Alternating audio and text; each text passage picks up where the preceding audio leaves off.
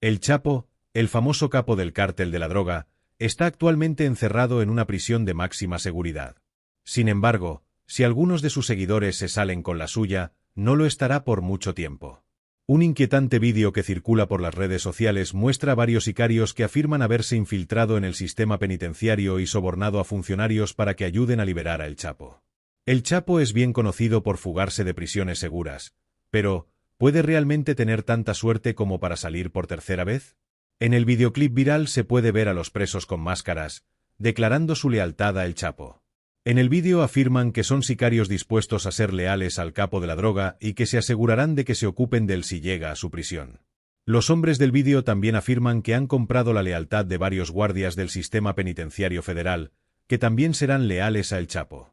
También afirma que su influencia llega tan lejos en el escalafón que es capaz de entrar y salir de la cárcel a su antojo.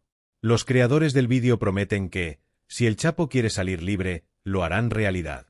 Usted, como cualquiera que haya visto el vídeo, probablemente se pregunte si estos hombres tienen realmente alguna posibilidad de liberar a El Chapo de la cárcel. También se estará preguntando por qué querrían hacerlo y qué les hace ser tan leales al capo de la droga.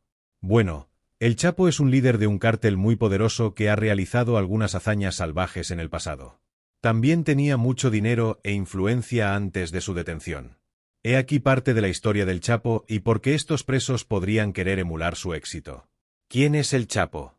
Seguro que has oído el nombre del Chapo, pero puede que no estés totalmente seguro de quién es y de todo en lo que ha estado involucrado.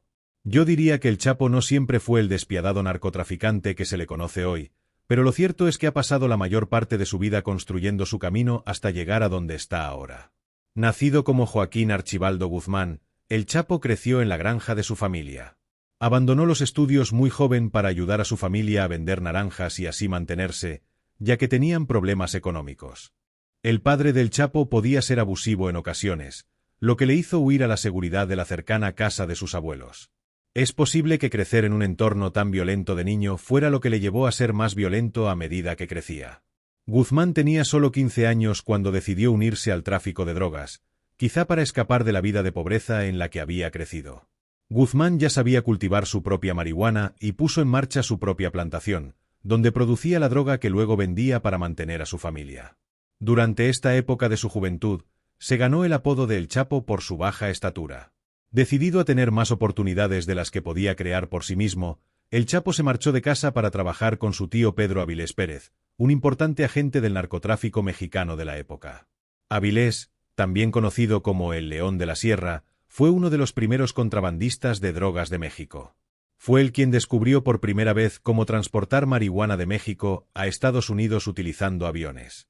Volaba en avionetas desde México hasta el Valle de San Luis en Colorado, donde recogía la droga para distribuirla en Estados Unidos.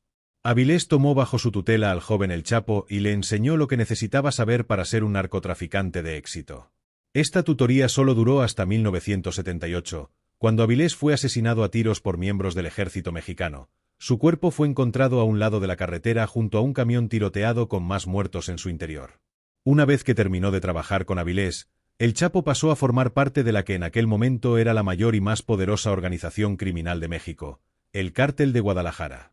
Este cártel fue formado por Miguel Ángel Félix Gallardo, Rafael Caro Quintero, Ernesto Fonseca Carrillo y Juan José Esparragoza Moreno, con el objetivo de contrabandear drogas de México a Estados Unidos. Aunque los fundadores ocupaban puestos de poder dentro de la organización, a Gallardo le llamaban el jefe de jefes. Lo que diferenciaba al Cártel de Guadalajara de muchas otras operaciones de contrabando de drogas en México en aquella época era que fue uno de los primeros en empezar a trabajar con capós colombianos para traficar con cocaína. Esto les ofrecía un negocio mucho más lucrativo que el de los cárteles que se limitaban a traficar con marihuana y les permitía ganar más poder e influencia sobre amplios sectores del país. Cuando empezó a trabajar para el cártel, El Chapo trabajaba para Héctor Luis Palma Salazar, alias El Güero. Mientras trabajaba con Palma, El Chapo demostró su valía para el Cártel de Guadalajara, llevando aviones llenos de droga desde la Sierra Madre a zonas cercanas a la frontera con Estados Unidos, de forma similar a los métodos utilizados por primera vez por su tío Pedro Avilés Pérez. El Chapo se labró una reputación notable en el mundo del narcotráfico a través de su actitud implacable hacia los envíos de drogas.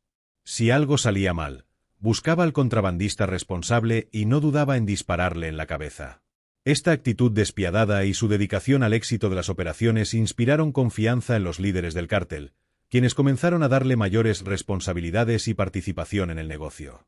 Con el tiempo, el Chapo fue presentado a Miguel Ángel Félix Gallardo, conocido como el jefe de jefes.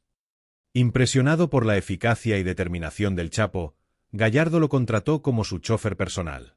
A medida que Gallardo iba ganando confianza en él, le otorgó el control de la coordinación de los envíos de cocaína de Colombia a México. Durante este periodo, el Chapo continuó trabajando con Héctor Luis Palma Salazar, quien se aseguraba de que los envíos organizados por el Chapo llegaran sin inconvenientes. Mientras transportaban cocaína de Colombia a Estados Unidos, el Chapo y los miembros del cártel de Guadalajara generaron una considerable cantidad de dinero. Sin embargo, competían directamente con los cárteles colombianos, que utilizaban el corredor de la Florida para transportar cocaína de Colombia al Caribe y de ahí a Florida, excluyendo a Guadalajara del proceso. Las cosas empezaron a cambiar en la década de 1980 cuando el gobierno estadounidense intensificó su lucha contra los cárteles colombianos, como el de Medellín, dirigido por Pablo Escobar. A medida que esos cárteles enfrentaban mayores dificultades para enviar cocaína a Estados Unidos, el cártel de Guadalajara se benefició, viendo un aumento en su negocio con los productores colombianos de cocaína. Esto hizo que el cártel se volviera aún más poderoso, lo que a su vez atrajo más atención de las fuerzas del orden. Aunque el Chapo aún no era lo suficientemente poderoso como para ser el principal objetivo de estas investigaciones, su jefe, Miguel Ángel Félix Gallardo, sí lo era. Gallardo cometió un grave error al confiar en Enrique Kiki Camarena Salazar, quien en realidad era un agente encubierto de la DEA. Cuando Camarena llevó a cabo una redada en una gran plantación de marihuana, Gallardo se dio cuenta de su error. En represalia, decidió asesinar a Camarena y, con la ayuda de miembros del cártel de Guadalajara, lo secuestraron, torturaron y finalmente lo mataron. Este hecho provocaría una serie de consecuencias que conducirían a la captura de Gallardo y un mayor desmantelamiento del cártel. La detención de Miguel Ángel Félix Gallardo en 1989 resultó ser un punto de inflexión en el panorama del narcotráfico mexicano. Aunque originalmente era una mala noticia para el cártel de Guadalajara, se convirtió en una oportunidad de oro para el Chapo. Con Gallardo tras las rejas, se decidió dividir el territorio del cártel en secciones más pequeñas, cada una supervisada por miembros de confianza, dando origen a nuevos grupos como el Cártel de Tijuana, el Cártel de Juárez y el Cártel de Sinaloa. Debido a su alto rango y al respaldo que aún mantenía de Gallardo, el Chapo, junto con Héctor Luis Palma Salazar e Ismael El Mayo Zambada, se convirtió en líder del Cártel de Sinaloa. Con esto, el Chapo comenzó a construir un imperio propio, aunque en la práctica se quedó principalmente en Guadalajara y Agua Prieta para dirigir las operaciones de contrabando. Poseía numerosas propiedades por todo México, muchas de ellas registradas con identidades falsas, lo que dificultaba rastrear su origen. Estas propiedades servían como centros de almacenamiento para drogas, armas y grandes sumas de dinero en efectivo. Además, el Chapo tenía ranchos donde cultivaban marihuana y opio, manteniendo un modelo de negocio similar al de su difunto tío. Innovador como narcotraficante, el Chapo ideó el uso de túneles subterráneos que cruzaban la frontera entre Estados Unidos y México, lo que facilitaba el contrabando de drogas. Palma y él comenzaron a empaquetar cocaína en latas de comida y transportarlas en camiones destinados a la venta de alimentos. Sin embargo, durante una redada, las autoridades descubrieron 7 toneladas de cocaína, lo que en teoría señalaba el éxito continuo del Chapo. Pero, como a menudo se retrata en las películas de gángsteres, el éxito en el narcotráfico es efímero.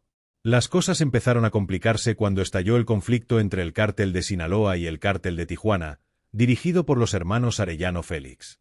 Estos últimos estaban descontentos con la influencia del cártel de Sinaloa y habían planeado un golpe de estado contra Javier Caro Payán, conocido como el Doctor, quien era el líder del cártel de Tijuana. En un intento por apaciguar el conflicto y negociar, el Chapo envió a uno de sus hombres de confianza, apodado El Rayo, para que hablara con los hermanos Arellano Félix.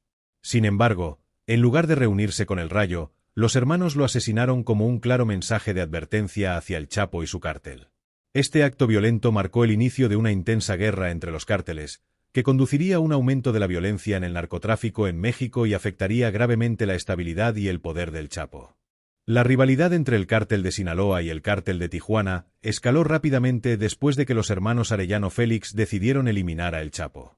La violencia estalló en un conflicto abierto, con un aumento alarmante en el número de muertos a medida que cada bando trataba de imponerse. Los hermanos Arellano Félix intentaron enviar un mensaje claro al Chapo al detonar un coche bomba frente a su residencia. Esta táctica no solo buscaba amenazar al Chapo, sino también demostrar su poder e intenciones. El Chapo logró esquivar el peligro en varias ocasiones, incluso cuando su automóvil fue atacado por miembros del cártel de Juárez que dispararon con rifles AK-47. Consciente de que los peligros se estaban intensificando, decidió que era hora de abandonar el país. Sin embargo, su escape fue complicado por un intento de asesinato cuando los hermanos Arellano Félix mandaron a un grupo de sicarios al aeropuerto para eliminarlo. En un giro trágico, los pistoleros confundieron el coche de un cardenal con el del Chapo, resultando en la muerte del clérigo. Este incidente atrajo la indignación pública y llevó a las autoridades a actuar con rapidez para mitigar la violencia que proliferaba entre los cárteles. Buscando evitar a sus enemigos y la ley, el Chapo huyó a Guatemala con la esperanza de llegar a El Salvador. A pesar de tratar de sobornar a los agentes fronterizos guatemaltecos para mantenerse en el anonimato, estos decidieron alertar a las autoridades sobre su presencia. Fue así como el Chapo fue extraditado de Guatemala de vuelta a México, donde enfrentó una dura condena de más de 20 años de prisión. Sin embargo, el temperamento y la ambición del Chapo no le permitieron permanecer tras las rejas. Ya conocido como el artista del escape, orquestó su salida de la prisión con la ayuda de un empleado de mantenimiento llamado Javier Camberos. El plan fue sorprendentemente simple. Camberos escondió al Chapo en un carro de la lavandería y lo sacó de la prisión en un camión. Una vez fuera, el Chapo se marchó a pie, consciente de que las autoridades buscarían el camión en cuanto se percataran de su evasión. A pesar de que varios cómplices, incluido Camberos, fueron detenidos, el Chapo había logrado escapar y se movió por el país, manteniéndose en lugares remotos para eludir la captura. Sin embargo, su ambición lo llevó a regresar al juego del narcotráfico, y el cártel de Sinaloa, bajo su liderazgo, no solo reanudó sus operaciones, sino que también intensificó la actividad del cártel. Este regreso al crimen violó el acuerdo de no agresión establecido entre los cárteles, lo que dio lugar a una guerra brutal de narcotráfico que duraría años y que arrasaría México, resultando la trágica muerte de más de 60.000 personas. La guerra no solo reflejó el caos y la violencia inherentes al narcotráfico, sino también el poder y la persistencia del Chapo en el ámbito criminal. Aunque el Chapo era buscado tanto por el gobierno estadounidense como por el mexicano, pudo eludir su captura manteniéndose alejado de las grandes ciudades, donde era fácil descubrirlo y denunciarlo. En su lugar, se limitó a zonas rurales que le daban tiempo de sobra para huir antes de que llegara la policía. También contaba con el silencio de la población local, que probablemente se sentía demasiado intimidada para decir que había visto al Chapo. Con el tiempo, el Chapo empezó a atreverse con sus viajes e incluso asistió a una reunión familiar en Sinaloa. Esto dio lugar a que las autoridades lo alcanzaran en la casa de su exesposa. Sin embargo, el Chapo volvió a eludir su captura utilizando un túnel subterráneo para escapar, mientras las autoridades luchaban por derribar sus puertas forzadas. Finalmente, tras 13 largos años eludiendo la captura, el Chapo fue encontrado escondido en un edificio de apartamentos, protegido por algunos de sus guardaespaldas. Las autoridades asaltaron el edificio donde se alojaba con su esposa y sus 2 hijas, logrando finalmente capturarlo. Entre su fuga, los delitos anteriores por los que nunca había terminado de cumplir condena y los nuevos cargos presentados contra el Chapo, su nueva condena en prisión ascendía a un total de entre 300 y 400 años. Aunque se habló de la posibilidad de extraditarlo a Estados Unidos, el Chapo acabó en una prisión de máxima seguridad en México. Poco después de su reingreso en prisión, los guardias que vigilaban al Chapo notaron algo extraño. Se había alejado de la zona principal de su celda y se había metido en su ducha, que era un punto ciego en sus cámaras. Si bien eso ya era normal, lo que no lo era es que el Chapo no reapareció. Al ver al Chapo, se quedaron atónitos ante lo que encontraron. Oculta en la zona de duchas de la celda del Chapo estaba la entrada a un túnel que conducía al sótano de la prisión. Al examinar el túnel, las autoridades encontraron una escalera que el Chapo había utilizado para bajar y un sistema de raíles. El sistema de raíles tenía un vehículo hecho de una motocicleta modificada y algunas cajas que se utilizaban para transportar el equipo de excavación y la tierra de ida y vuelta desde la prisión hasta la casa en el otro extremo. Solo un año después de su detención, el Chapo volvía a ser un hombre relativamente libre. Por supuesto, las autoridades le pisaban los talones y no estaban dispuestas a dejarlo escondido otros 13 años. El ejército mexicano, con ayuda del estadounidense, lanzó una operación conjunta para recapturar al Chapo, conocida como Operación Cisne Negro. Cuando el equipo de fuerzas conjuntas llegó a una casa en Los Mochis, Sinaloa, sabían que iban a encontrar algunos de los hombres más leales del Chapo. Efectivamente, había muchos miembros del cártel dispuestos a luchar por la libertad de su jefe, y se produjo un tiroteo. Durante el tiroteo, el Chapo fue descubierto, pero escapó como mejor sabía hacer, por un túnel subterráneo. Una vez en el otro extremo, el Chapo robó un coche y emprendió la huida, pero fue detenido rápidamente por la policía, que había sido avisada del robo del vehículo. Al principio, el Chapo ofreció a los policías una serie de sobornos por su libertad, desde grandes cantidades de dinero en efectivo hasta puestos de trabajo dentro de su organización. Cuando quedó claro que no iban a aceptar su oferta, les dijo que iban a morir todos. 40 asesinos del cártel se dirigían a liberar a su jefe. Por suerte, los agentes que lo detuvieron siguieron las instrucciones de los militares de llevar a El Chapo a un motel alejado, hasta que pudieran llegar refuerzos. Desde allí, El Chapo fue trasladado al aeropuerto sin que se produjeran más pérdidas humanas. Esa noche, tras la recaptura del Chapo, los gobiernos estadounidense y mexicano iniciaron el proceso de extradición pendiente desde hacía mucho tiempo, para que el Chapo pudiera enfrentarse en Estados Unidos a los mismos cargos por los que había sido condenado en México. Por diversos cargos relacionados con sus operaciones de narcotráfico, así como por secuestro y asesinato. Aunque en algunos de los estados en los que se le acusaba de delitos estaba prevista la pena de muerte como condición para su extradición, el Chapo no podía ser condenado a muerte. Esto no significa, ni mucho menos, que se le impusiera una pena indulgente. Tras su juicio, el Chapo fue declarado culpable de todos los cargos que se le imputaban y fue condenado a cadena perpetua más 30 años en la prisión ADX Supermax de Florence, Colorado. Sin posibilidad de salir en libertad. El plan de fuga legal de El Chapo. El Chapo parece haber reconocido que escapar de ADX Supermax no va a ser una tarea tan fácil como en sus prisiones anteriores. De hecho, pasa 23 horas al día en su celda individual, lo que significa que no tiene mucho tiempo para planificar. Además, la prisión y sus procedimientos están diseñados específicamente para que los reclusos no puedan hacerse una idea de la distribución del edificio. Las minúsculas celdas de la prisión miden solo 2 por 4 metros y tienen una ventana muy estrecha que apenas deja ver nada del mundo exterior. Esto supone un gran cambio con respecto a la celda del Chapo, donde podía salir por un túnel desde un ángulo muerto oculto en su zona de duchas. El Chapo tampoco tiene oportunidad de coordinar una fuga con nadie fuera de la prisión. Está limitado a solo 15 minutos de llamadas telefónicas al mes, y, incluso entonces, solo se le permite hablar con sus familiares cercanos. También hay normas estrictas sobre las visitas, que solo pueden hacerse 5 veces al mes.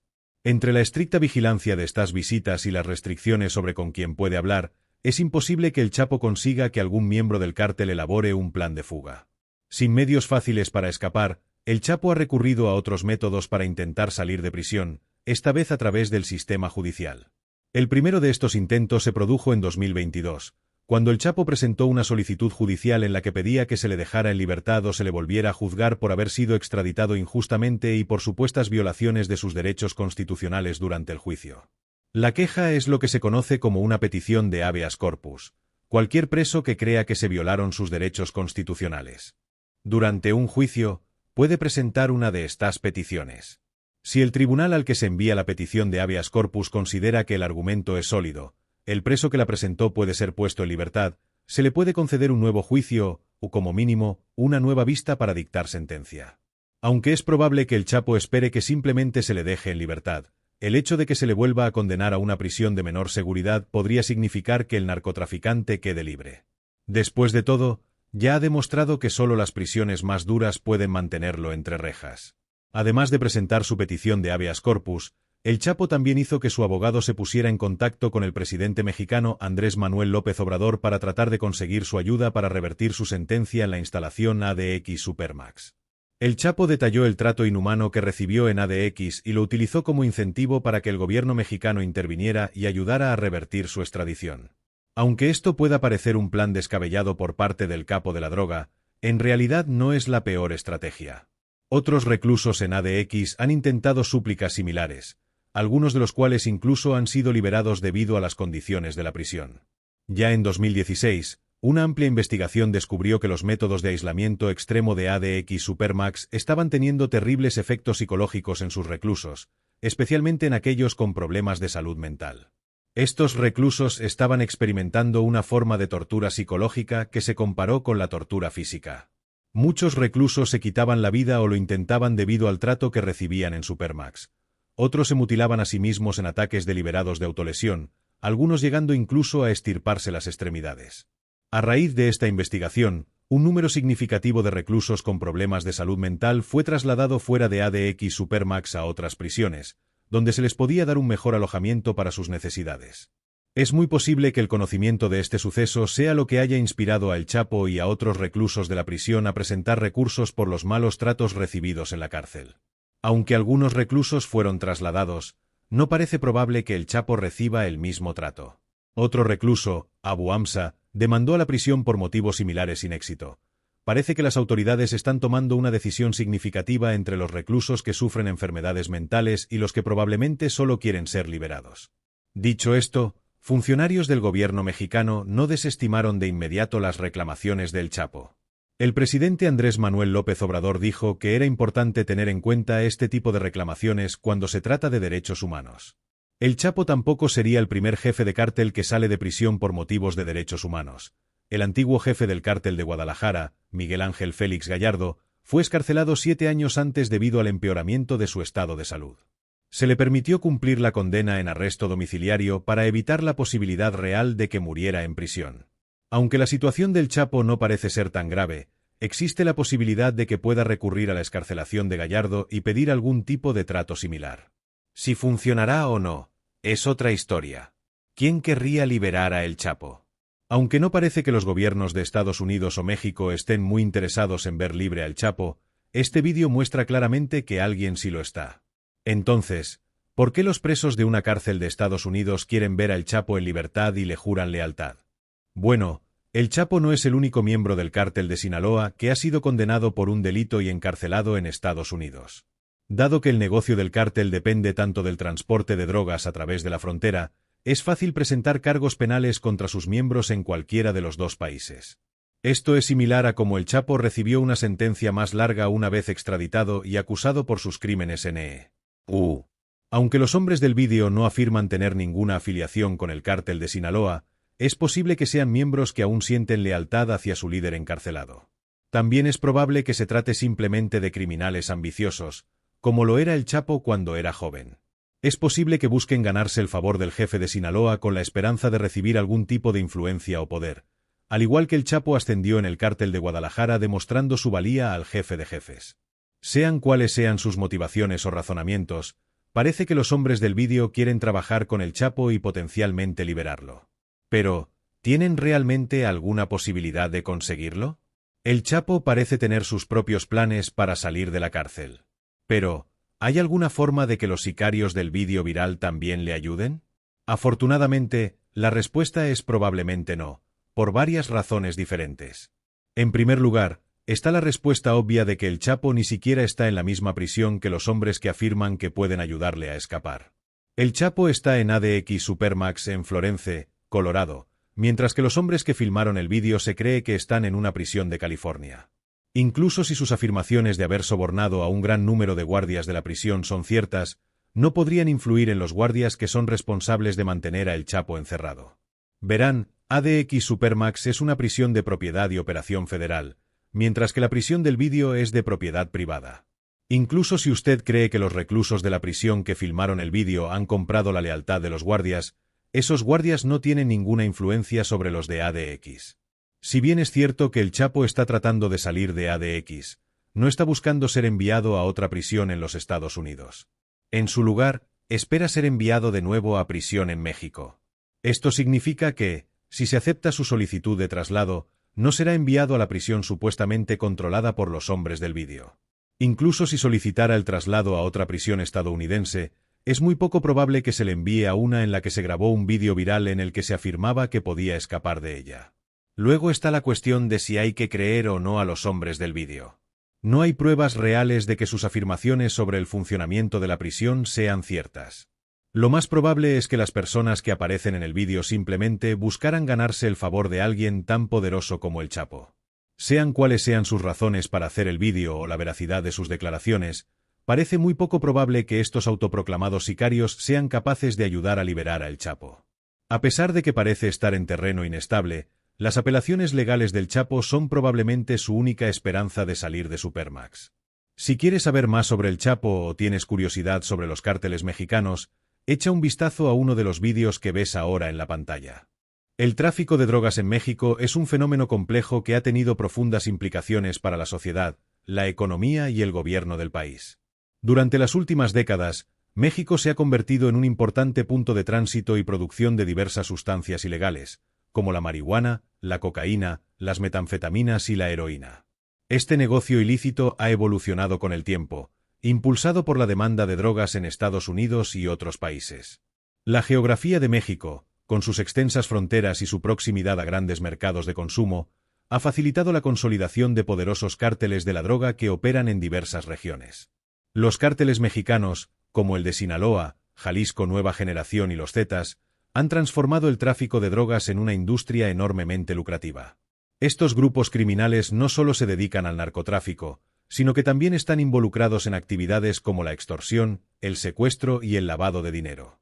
La competencia entre cárteles por el control de rutas de transporte y mercados ha llevado a una violencia extrema, con miles de muertes relacionadas con el narcotráfico en las últimas décadas. Esta violencia afecta no solo a los miembros de los cárteles, sino también a civiles inocentes y comunidades enteras que se ven atrapadas en el fuego cruzado. El gobierno mexicano ha implementado diversas estrategias para combatir el narcotráfico, desde la militarización de la seguridad pública hasta la cooperación con fuerzas policiales y de inteligencia de Estados Unidos. Sin embargo, los resultados han sido mixtos y, en muchos casos, la violencia ha aumentado. La corrupción en las instituciones gubernamentales y la falta de oportunidades económicas en las zonas más afectadas por el narcotráfico han dificultado los esfuerzos para erradicar este problema. Además, la cooperación internacional sigue siendo un desafío, ya que la demanda de drogas en el extranjero sigue impulsando las actividades de los cárteles. A pesar de los múltiples esfuerzos para reducir el tráfico de drogas, el fenómeno persiste y se ha adaptado a nuevos contextos. El surgimiento de nuevas sustancias y métodos de distribución representa un constante desafío para las autoridades. La falta de acceso a servicios de salud y programas de prevención y tratamiento para adicciones en México y Estados Unidos también contribuye al ciclo del narcotráfico. Por tanto, abordar el tráfico de drogas en México requiere un enfoque integral que aborde no solo la represión del crimen, sino también las causas subyacentes de la vulnerabilidad social y económica.